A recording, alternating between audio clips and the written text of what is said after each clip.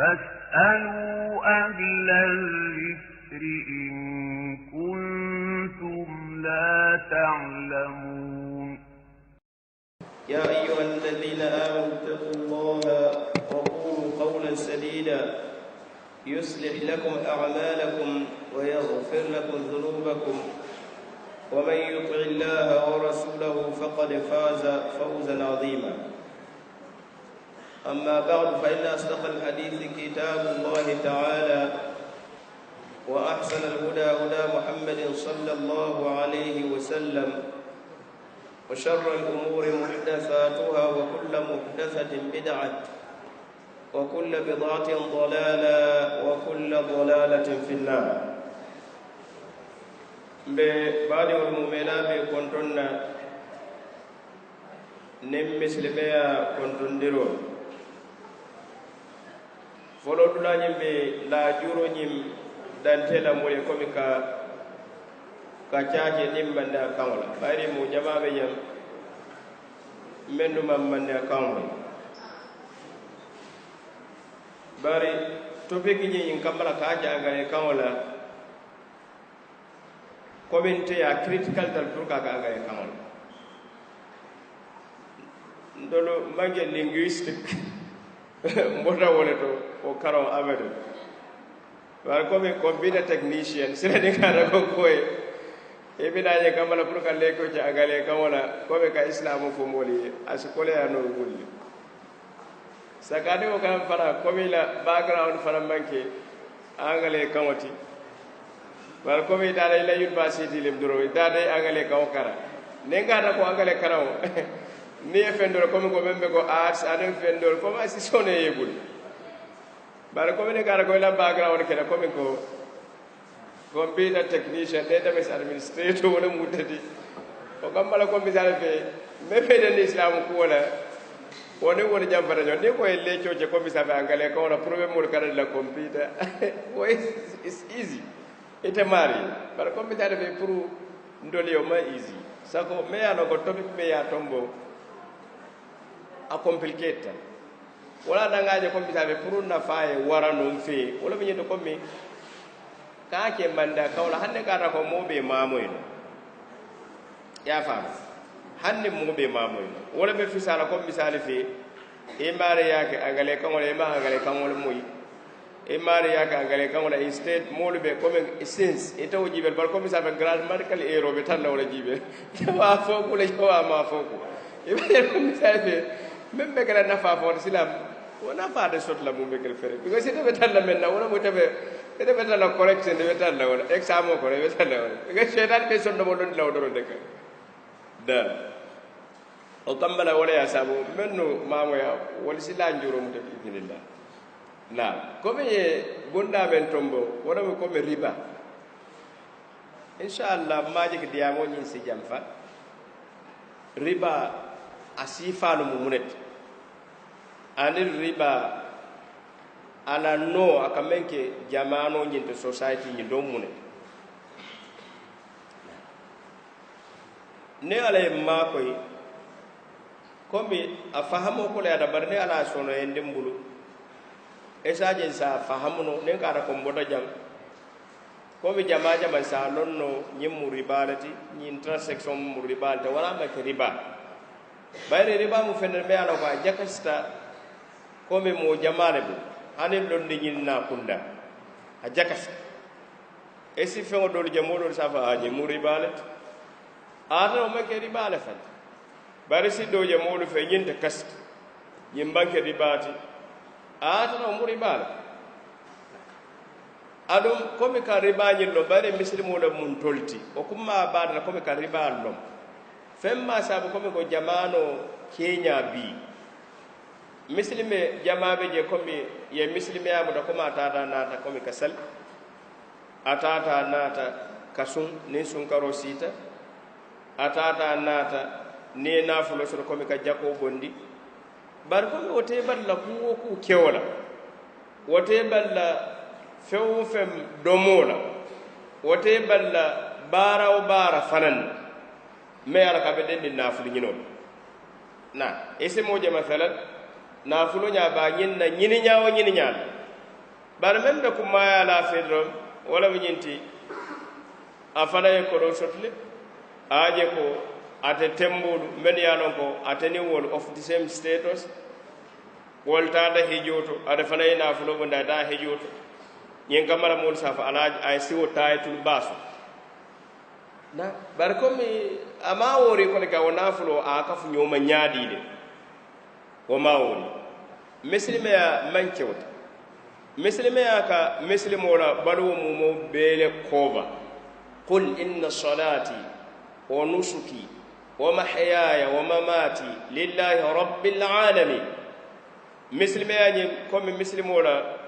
balu be ya ka bele kumba muslimo kake muslimo la da be salo kon muslimo kake muslimo la ti abe salo e bantala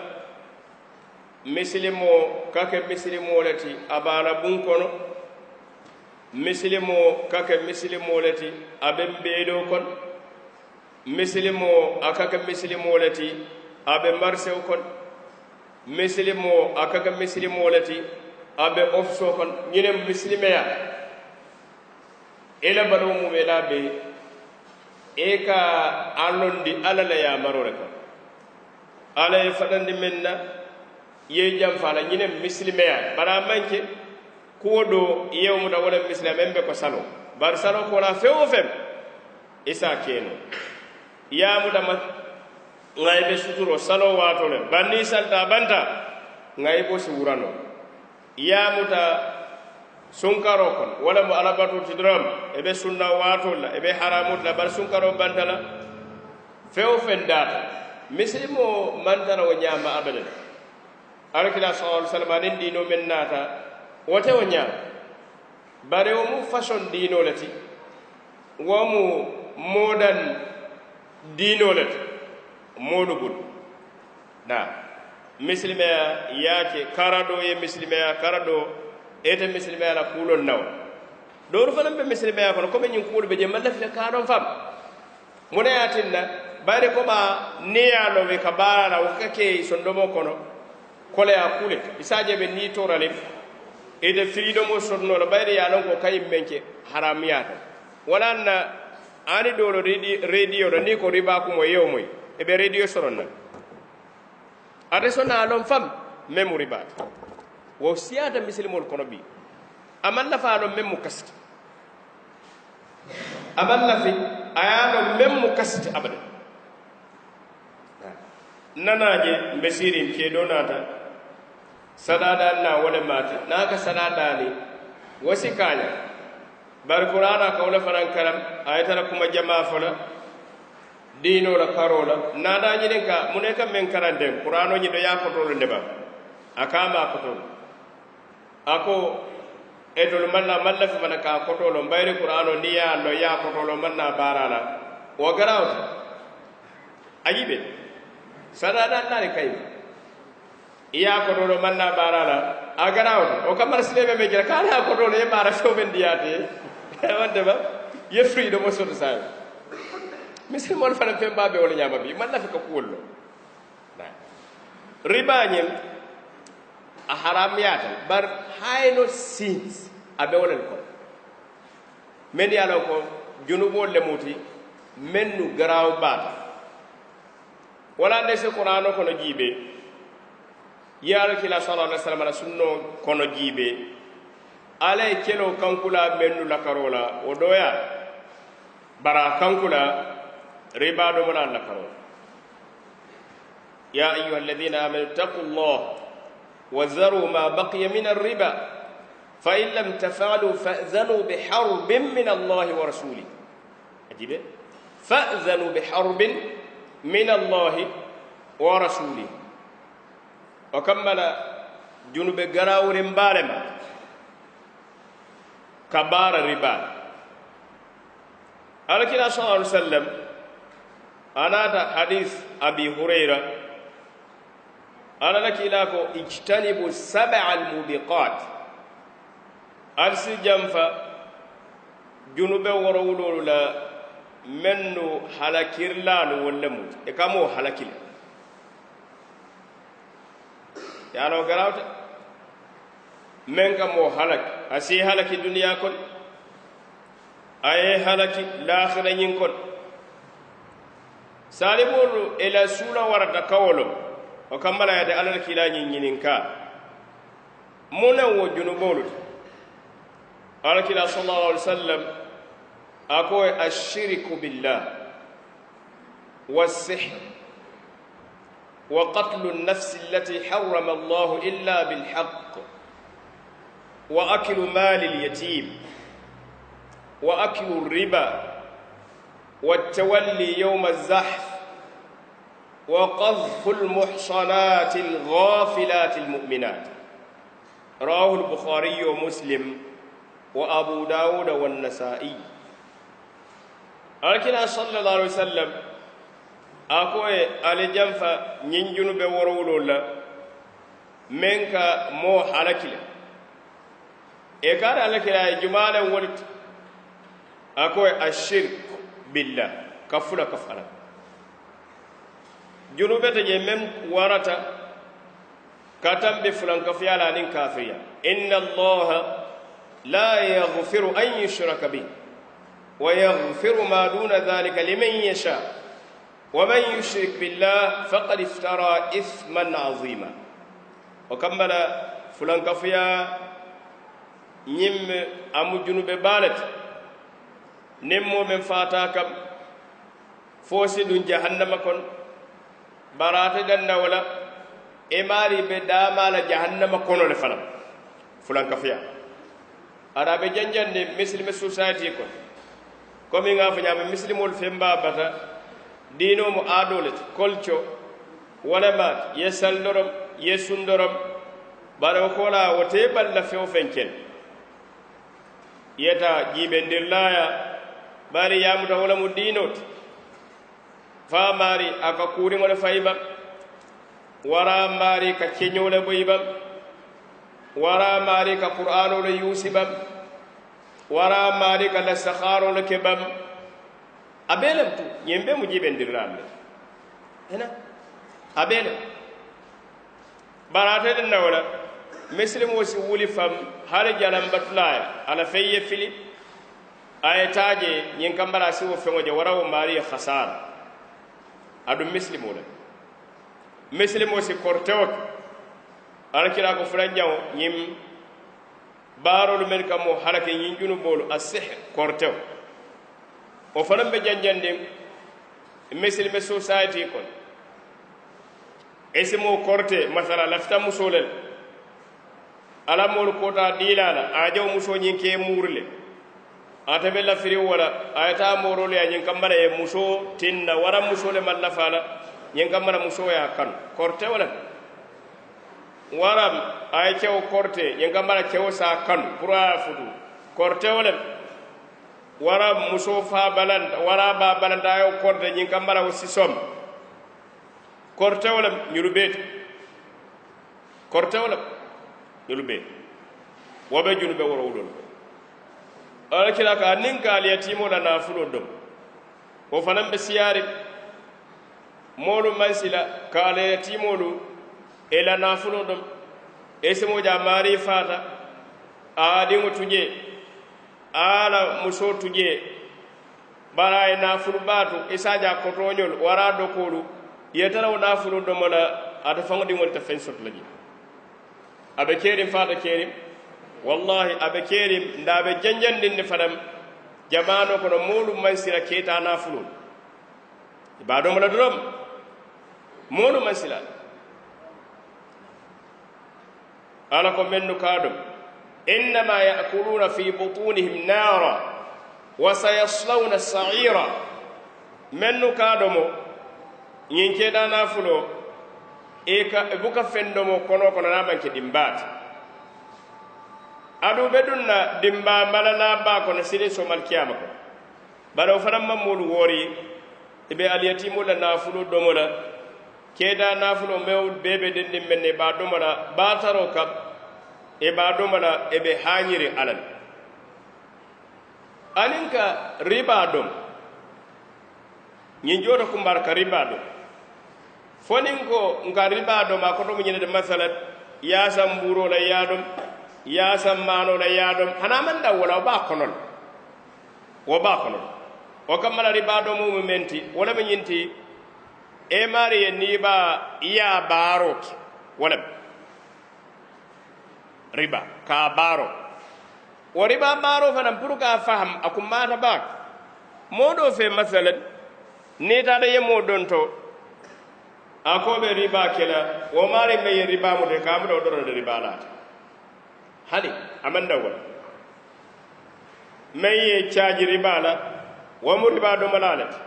ete meya diyala ete fana mu riba do malala bara amanda wala hanali me sede yandala o fana mu riba do malala nyi jodo kuma ada fele molu si julo ta bangi ayna a fo tele be kala garanti pro ga garanti banki nyi kamala banki sajo bara interest le beji ni son dala etemu atemu banki mo ali bele mu riba kala alkila sallallahu alaihi wasallam ko nyulu bele kajam na meya muta meya di hani men sedeyata meya safa bulo fangola ako bele kajam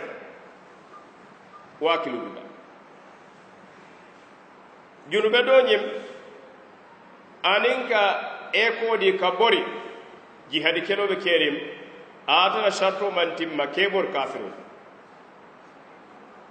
wara wulan jang labango kamolu kajafi jenola men yalon ko e mari nyodu sondomo be nyinarem o mambire sondomo to fam mutalalu walle muti limani amo musolu walle muti ke kajafi jenola fanan be janjendi muslime kunda hanni ye moje dunna lato e mandan kinan safo malla kar nin kar timo o be siare ba fo dan kene yata le be maji o kamala kana molu kaja fi fenna imam mello la kutu hadise ko tan nata membe dendim riba la jawyala wal siyat silam na bunda be wala mu riba sifa types of riba asifan anonolu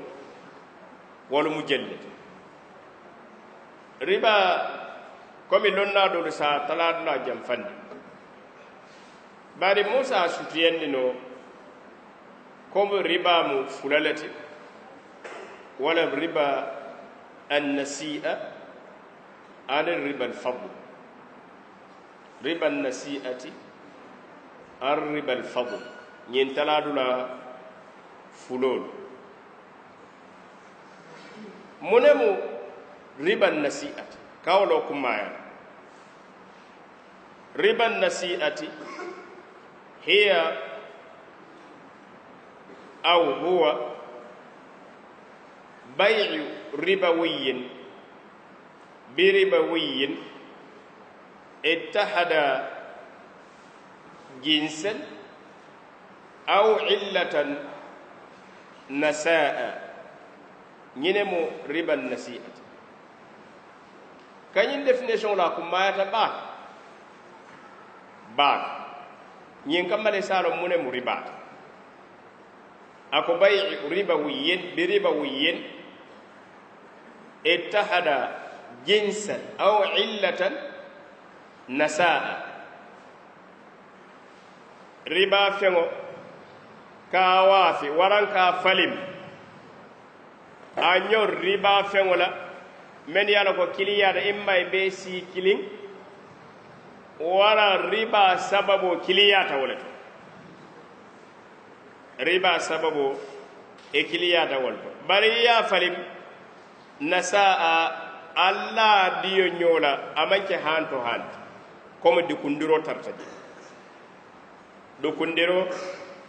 tartaji nyinjoto mo jama buka afahamuno e kaabo da wonte tanat abada nyer riba sifa mbena bula la ko nyinga mala si koyimma ate riba nasi'a abe oto fanam qalbu dayn kajulo nyi yeleman wala mo ribal jahiliya قال يا أيها الذين آمنوا لا تأكلوا الربا أضعافا مضاعفة أضعافا مضاعفة أتبت كريم كافر يا واتو اسموجي أيضا تقولون مثال في كيمي أكوي كارفا نين كارو فاتا إمان كيمو سرو كايم ما سرو أكوي يوتا كاردو لفاكا bari be tallulu la fa ke kemenin tallu o karo e fa e baso ko den je ko kari ko akoy yo tallulu la fa kan ko o kam mare baaje la ko do ka la fa na wato ka la fa nyaame o fanambe riban nasi'a o fanam riba hani sayim riban nasi'a senyem bulandino je fanam كل قرض جر نفعا دول قالوا لا فيا ربا القرض ربا القرض دون تو ربا بار وكينيا حديث بيهن لنا دول يعني كل قرض جر نفعا فهو ربا نيكا ko don to naay nafaani ne sabanam ribale bar lonna lo yew fanam fole masalan yemo don to misal fe mobile e ka ñi mobile ñe don tala wuli kili e be wala jo wuli kili barama felle fe bare ya don mobile la wuli kili ka barbudunde lafita tala ñin dikira kare le to ni bina ni la moto ina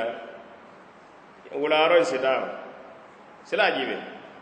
ya don mobile ba wuri kilingo jola abala moto fana essence la yo fana samara yete samba dulato kadela hajuru jaraje bayri don doro kambala fana de balanno bayri alon ko ne wonde ta don la mobile o kambala niyemo don to ina da sharto ke fana ko mbe don la bare nyin kam e ben na fala nyin wala mbe don la nyin kam e bala fala nyin kam kare wa muri bara nenga ta ko yemo don do falam aman shart felle kam ferem bar jannin jowato kasi ida dun tarte bu ko mari bu ko president bu ko hadidiyan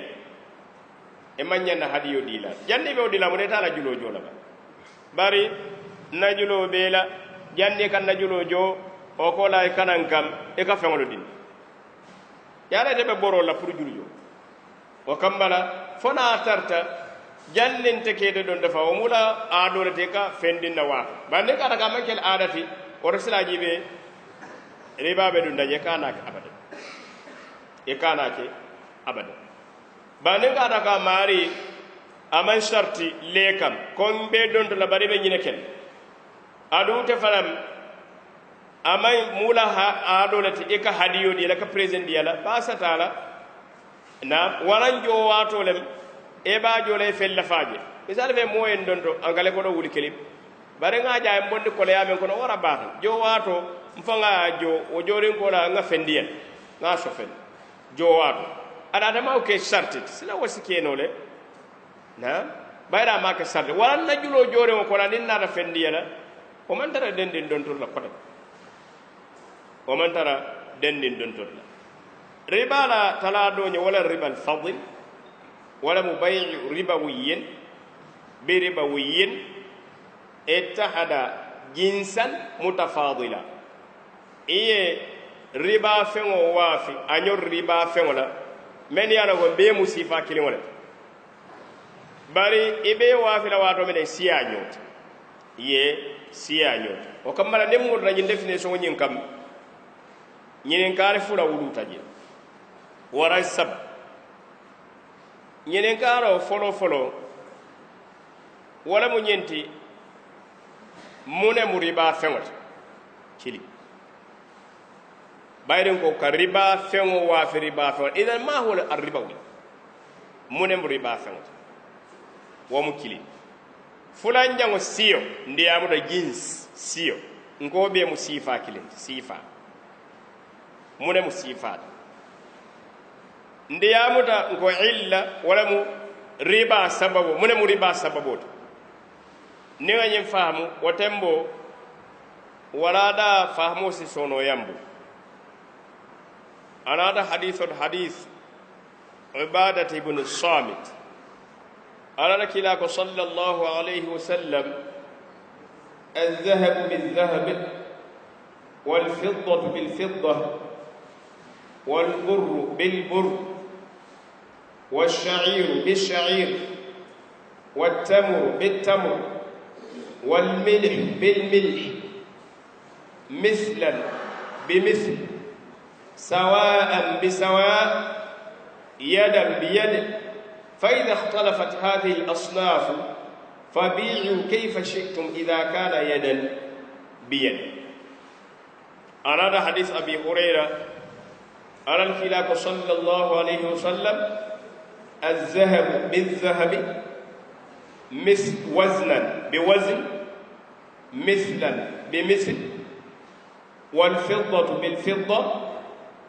وزنا بوزن مثلا بمثل فمن زاد أو استزاد فهو ربا رواه مسلم. على صلى الله عليه وسلم ني حديث فلو ني على كلا كو كسانو فالين سانولا أنينكا كودي فرو فالين كودي فرولا كانيو فالين نيولا wara sha'iro asike kintoti komi jankol la fasarto ka fali wo nyongola tamareo ka fali tamareo la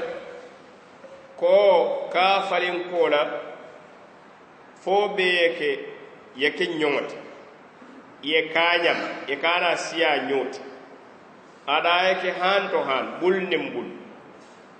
bande kara ko nyin sifalo e walita misali fe membe ko sanunin kodifor waram kodifor anim nyo waranyo anin kinto masalan warawo anin tamare warawo anin ko ni fadatal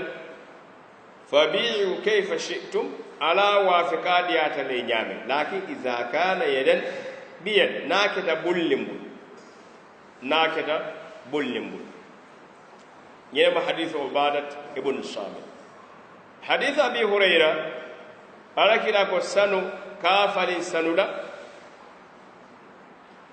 فو بيسي بيسارو تو بي كانيا يكي نيومت كودي فرو فرام بيو نياما نمي يا لفا وريا ينين إمونيو بلپرا يا لفا ربان نمبر ني حديث فدور كونو e baajala few wooro wala to fota ñinjo sano kodi foro ñoo sha'iro tamareo anin ko ñin few wooro la fota je ñin few wooro wala fota je silaji be siyolu mbulu sano mu sifalet kodi foro mu sifalet ñoo mu sifalet sha'iro mu sifalet tamare mu sifalet adun ko fara mu sifalet ñi sifa woro walla dembu ay mo dafa ñi sifa woro to nebe do falin na ñongola watembo e kana siya nyoti adum e nyanta dila han to han ala ngay nyoto fahmu ba nimbe sano falunna sanola femfula o bele haram da ni wala sikeri ba ela siya nyoti wa haramtan bare hanne may siya nyoti na man ki han to han ngadu nyobulo lodulato o fana haramtan kodi foro fana be o nyama ni be kodi foro falinna muma ni siyata nyoti a haramtan bara haramtan fana nali madi nyola o lodula kiliwa tamare o fanan be o ñaama ko fanan be o ñaama hanna manke tamare sifa kilin tamaro sifa jamalu su bar tamaro mume la belem hanne manke sifa kilin madama tamare wala ini be tamare falinna tamare la fo be sikanya ni man kanya haram tan adun ni man di ñola lol la fananto o fana haram حديث أبو عبادة بن صامت لما قال إذا اختلفت هذه الأصناف فبيعوا إذا شئتم إذا كان يدا بيد بعدين كان أقول لك سيفا كلين كومي سانو فلين كودي فرولا إسيسيانو نيوت بعدين حرامتا ولا نم أمانك هان تو هان يدا بيد كودي فرو فلين نم نين دمر توما الله membe ko tamare waran fen kote mbina diya muna wala masal nda silam nyin jodo nyin karo wuluta ji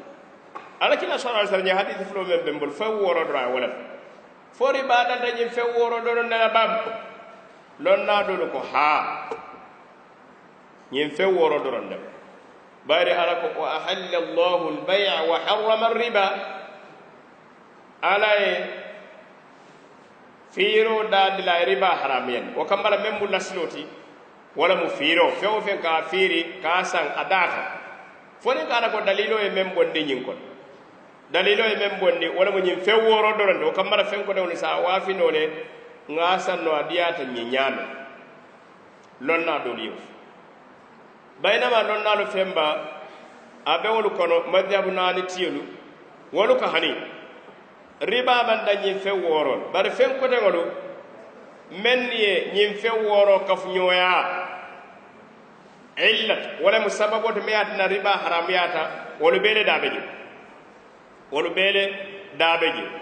lonnalu naata kiske silam munande ñin feŋolu riba mu riba feŋol ñin jooto kummaya lonnaalu naana fa ñiŋ feŋolu mu naa ne mu ribaa feŋolu e ko niŋ sanoo niŋ kodi foroo lem doolu ko soŋolu lemu wolu feŋolu ka seela prices lonnaa doolu ko hani bari ñunu mu fendel mennu niŋ be e waafile ke peesal bayira wo naata hadis o wasnan bi wasn hadis abi hurayra wasnan bi wasn wo kambala niŋ amuta fana komi soŋo maati ada ka peesa fana wara silan feŋ wo feŋ fanaŋ niŋ ka ata ko soŋo maati a ka peesa mbaa fula riba feŋo le wota a bee wo kambala ankale kono ñiŋ a dunta je bayiri wo be dipendin kodi foroo kaŋ doola dunta je a be dipendin sanoo kaŋ kodoolu tume la a be dunta je duniyaa kodoolu mennu ka doo kundi sila ñiŋ doomaani ñiŋ naanoo duŋ lonnaanu ko bayiri ñiŋ naanoo domoroo le muuti aduŋ niŋ be waafi la i ka peesa le wara i ka sumani wo kamma la feŋ wo feŋ fanaŋ niŋ ka ata ko domoroo le maati niŋ i be a waafi la fanaŋ a ka peesa le wara i be a waafi le i ka a sumani ne ribaa feŋo le maati ribaa feŋo le maati ñiŋ jooto ñiŋ kummaata baa silam niŋ ka ata ko feŋo meŋ be ko sanoo be ñaameŋ waraŋ meŋ be ko kodi foroo be ñaameŋ komi soŋo lem woti e be feŋ sannaa la meŋ be ko domoroo be ñaameŋ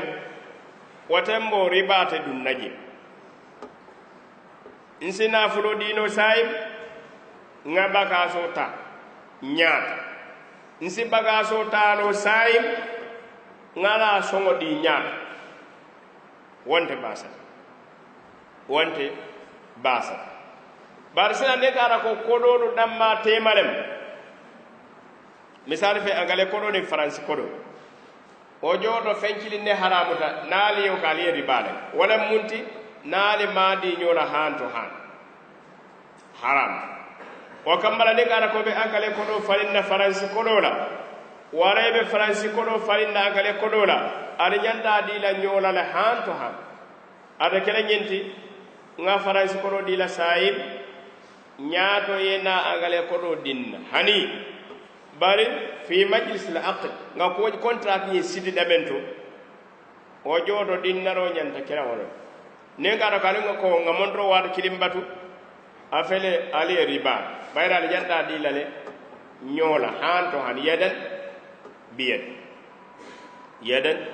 biyen silam fen ko dangol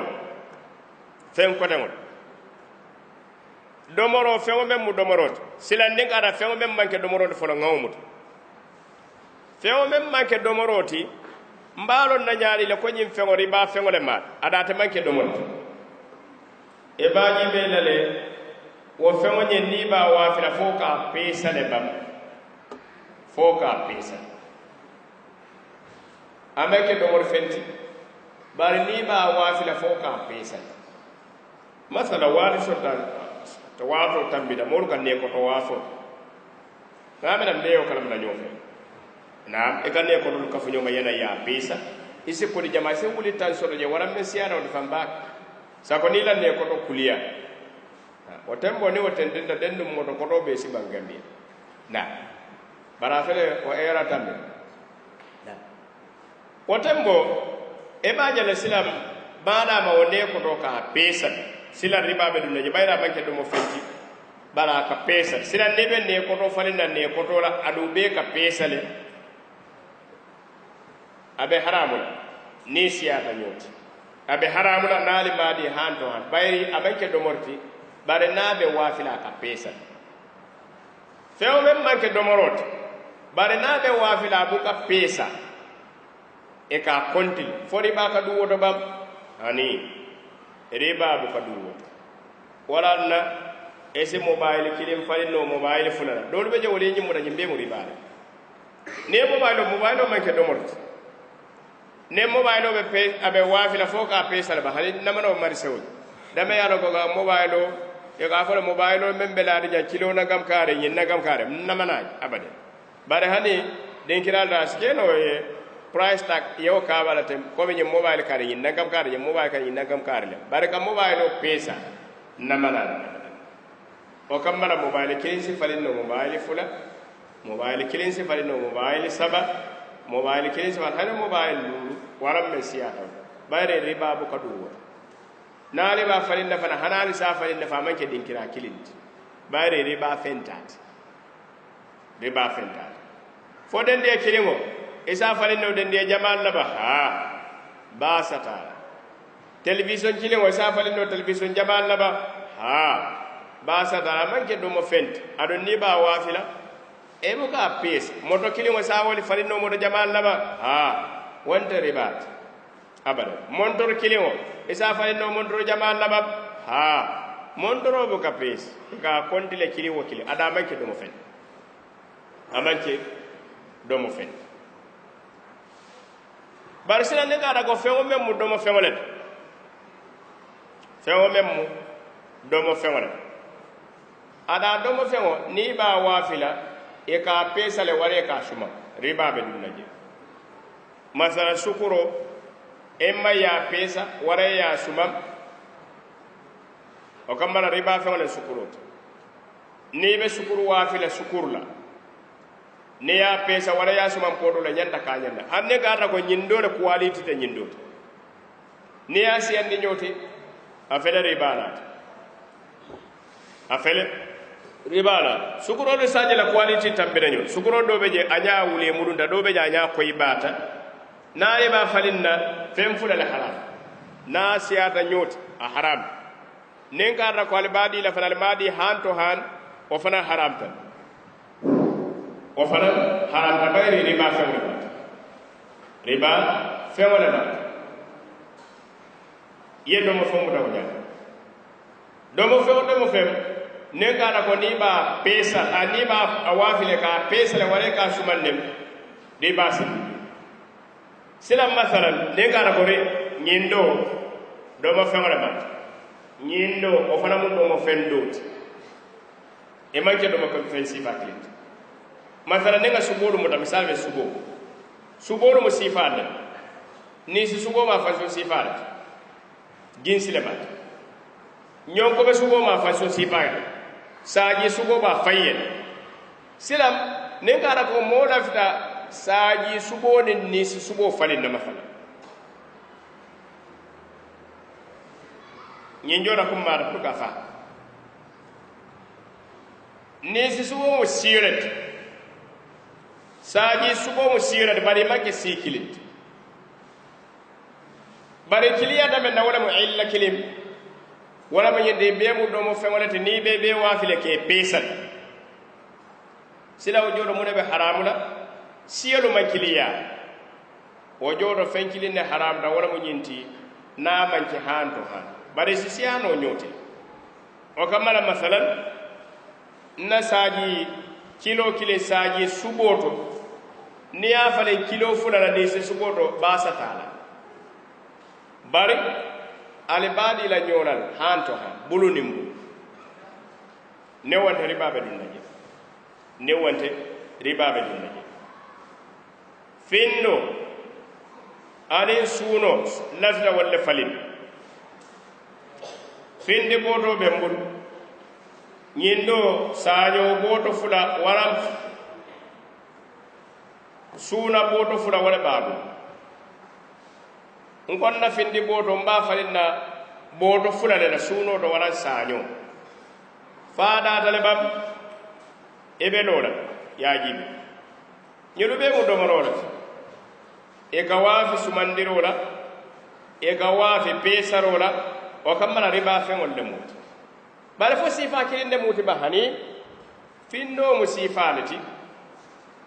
saño fana mu sifale de waran suno e manke sifa kilinde madame manke sifa kilinti nembe e wafila isisiyano nyotile bari mun haramta na bandi lodura kilim handa foyedi lodura kilim lafta mano alen sukuro le falin sukuro be dogul mano be dogul dogala sukuro boto aba falin de tala mane boto fulalen mbagi be la sukuro ma fansun silati mano ma fansun silati bari be mu riba feŋol lati bari be mu domorolati adum ebe ka sumande wara e pesi bari manke sikilinde wara la siya ñoti ko ma haramiya bari mu ne haramiyata wala mu ñinti nimma di ñola hanto han nimma di ñola hanto han modo lafita sukuro baate bul alafta farin na saro le beete bul saro saro ebe lo la saro mutajab saro mo muneti domoro bari don la ja saro ko wafi nyaadi le ka konti le nyin sarade o dal simo ne lul nyin sarade o $50 nyin sarade o $70 nyin sarade o $100 o kambala riba fennemba ane riba fennemba because ni ba wafile buka pesa adu buka suman fana bar sukuro muri ba fewle khalas basa dala o kamala femma haramia ila siya nyoti o ma haramia nemma di nyora fana hanto han basa dala abe ko ni kara ko kodo bebul ila fita sarosa kodo mu riba fewle saro ma ke riba fewle kamala femma haram maɗom foñin sim makoy ban komin fahamuro ke domandi riba kuwa wonde ba moɓe je memma riba kum buña fahman sa mbeɗa men e mari yeɓulowni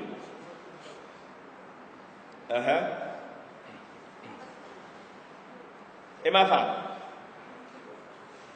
na koɓe misali fe ilaɓanga misalo dila mobile lo ñetti ajibe mobile kodo be tabul mobile be tabul kodo be bul mobile be tabul silam ne lafta nyem mobile la fonse mobile di no la bam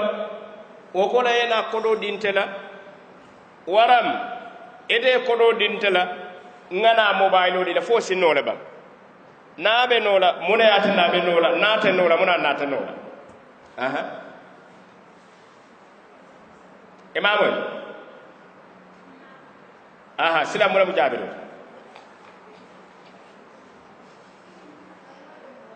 ha ema jabiro aha ela moy folo ko be ajibe nga sen kam ko de ñimu mobile bente bu kodo bete bu kodo fo ndesi mobile di tala ba ñaato ite na kodo din tala waram ete so kodo din tala ñaato tanga na mobile de fo sinole bam o lowo do fo ngallo do ko lan sina berente ha bar sila mobile do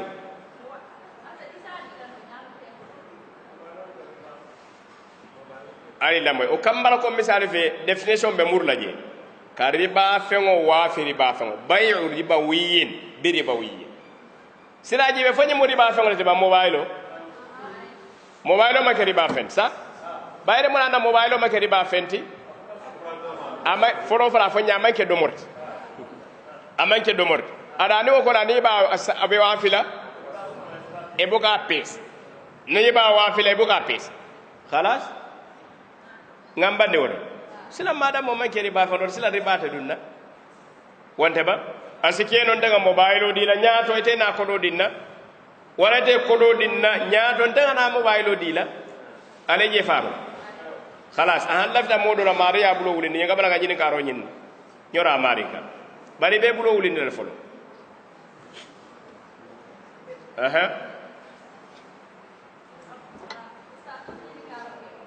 ha mbena daye la pour ñinin karo lafta ndele ñinin karo ke say e bari e bulo wuli ngacha anda ñim fele giyolam yella mo ñinti ñin ko jelle be je ñin jiyo ñin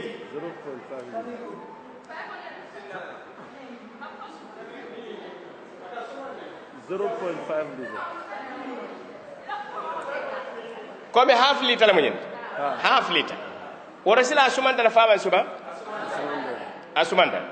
khalas okay silam nin kara ko modo nata do ka jiwa fo ka kanyine waf ñin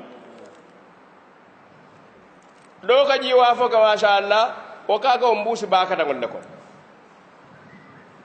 aleje fable bar ko misal be silam men ka ga mbusi bakon masha Allah alawo mam organize bak bara fana ke firijo ko na fasuma ñi membe de bulo be kandiri silam e ka ko ho membe de bulo be kande bare tab suma silam nga fali ñi njodo ñanta siyala ñotle wore ma ñanta siyala ñoti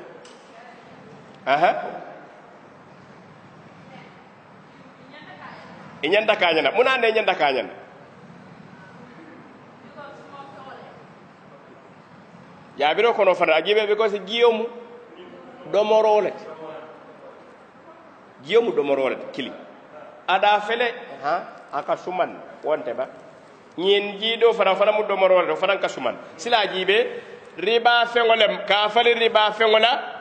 ya famula sila mun haram yata ila siya ñoti wa haram yata na mandi bul nimbul o fana haram yata خلاص نعم سلام ite hansa ite be kay bulo wulini yan ñim fele yala njiyelem barabe sumande modo fanan nata sukuru wa filale mal sukuru poti lula ka wala ko mbuso ko na ka wa ya famu sukuru poti lu خلاص ñim fele jiyela half liter ite be la fere sukuru wala be la fere jiyel ali ba falinna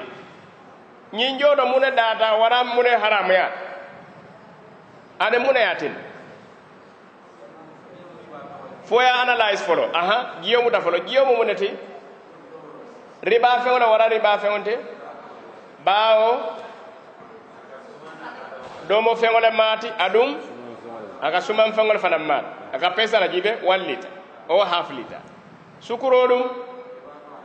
riba fengole bayri domorolem adaka aga suman wala ka pesal khalas porosila riba felim riba fem fali riba fen bar sifa kili wolemba ane ko be ko jiyoni sukuro man kiliya sila mun haram ya daw tembo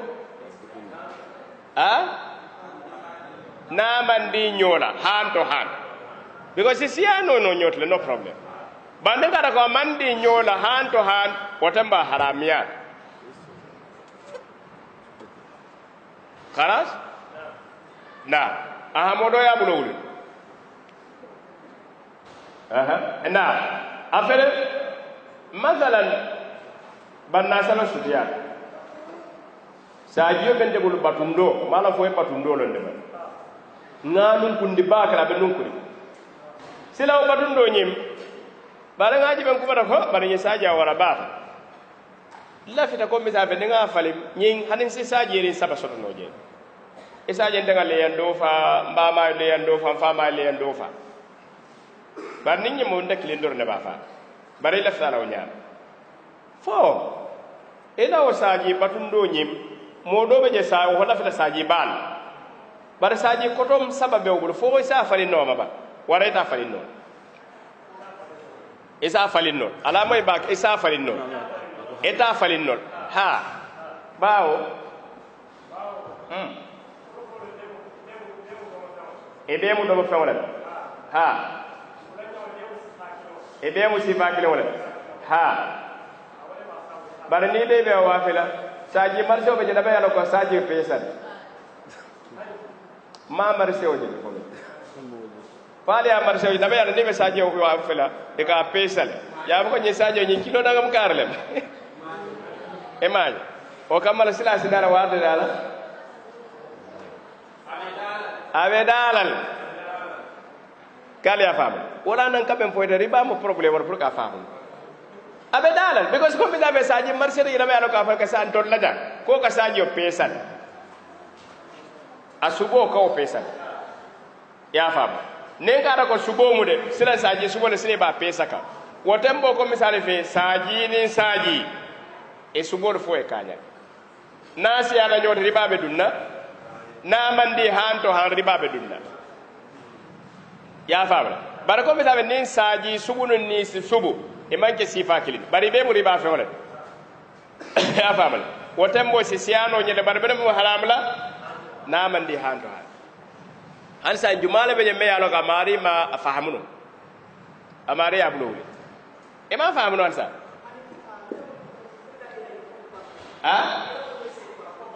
bank na sila jibe nga même fo comme ribal fabu fengo ya fali nga ñom fengo la bari siami ne gara ko misali fe ndaga ceme di bank la nga men di yala ngale ko dole ya fa wala tele ceme di na ko nga ceme ni tallulu jo ajibe ngale ko de ngale ko khalas isiya da ñot ribale wara ribate ribale ya fa na credit union be wala ngajuro taji bare ko ebe mella la ka 1% na joro wala ribale wara ribante ribale bare bi riba jole men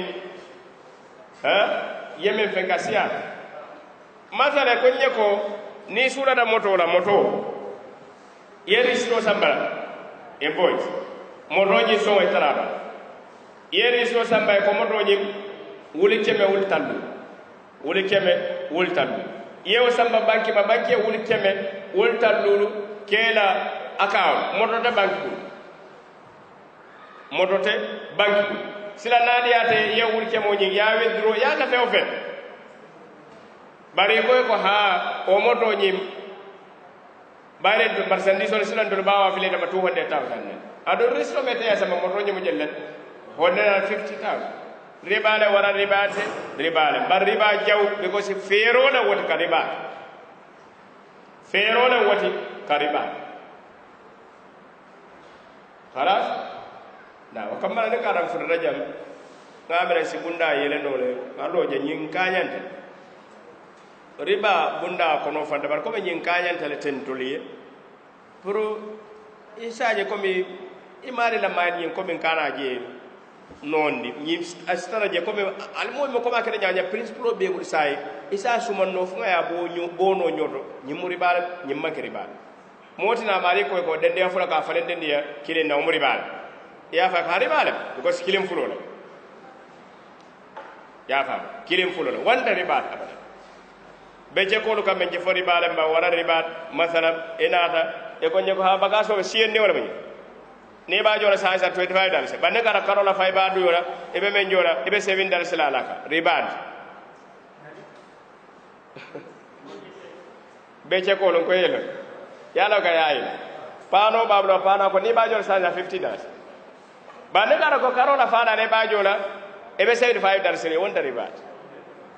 wonta ribat bara ko misali fe nin kara ko silam be je ko na da karo faadu le majo karo faadu la $75 ko biri majo silam nin kara kare ko men mina ko reke e be $25 la kan ko reka ka wonde riba la taakulu riba dha'afan mudha'afat ya fa ko mala jibe wado kata nyaami sila jiba ka fenne la faka o ko mala nyi njoto Musa fahamba amanje be je ko ka men ka de yele mano la ke riba asi yele mano masalan nin kara ko ako ko ni ba jor 150 ni ba jor karo faada 75 be woni jor bar sila karo faada e ma fana jono ako ko sabe 25 la je kamala kardo aji be riba du dawlo la kambala mo hakil tuti